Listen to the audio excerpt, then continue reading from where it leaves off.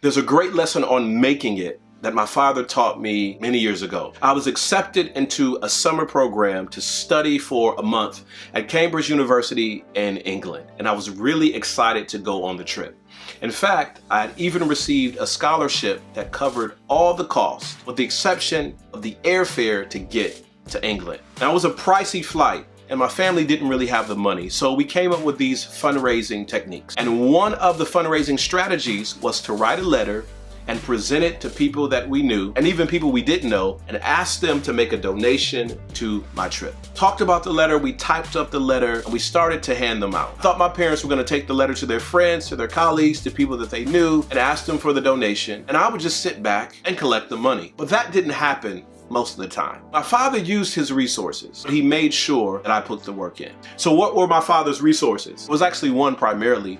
It was his car. He would drive me from place to place. He would drive me from business to business. He would drive me from door to door to make sure that I was positioned to make the ask. My dad didn't call these people beforehand telling them that I was coming to knock on their door. He just dropped me out the door and sent me inside. Now, I was frustrated. You drove me here. Dad, you know these people. Why don't you go and make the ask for me? I remember sitting in the car, my dad saying to me, if you don't begin to work up the courage to ask for yourself, you'll be waiting for people to ask for you for the rest of your life. Not only am I frustrated, I'm nervous. I remember going into this particular music store and handing the owner my letter. And he looked at the letter and he looked at me and he said, tell me about yourself. I told him about my trip. I stammered through some of the words. And he said, young man, I appreciate your courage for coming in here, and I appreciate your willingness to go halfway across the world, and I would love to give you a donation. With pride, I walked out of the store excited,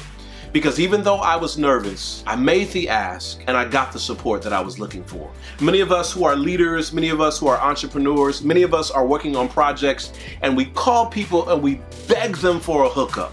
Hey, introduce me to your network. Hey, let me know what tools and resources you're using. Hey, can I take some notes on what you do? And even when people give us access to their resources, even when they plug us into their network, we get frustrated and upset because they won't do the rest of the work for us. Now, if you're in that position, I want to let you know you are cheating yourself. You're cheating yourself immensely by simply waiting for someone to finish the job. And if you wait for someone else to make the ask, if you wait for someone else to do the work, if you wait for someone else to handle it for you, then you might be waiting for the rest of your life.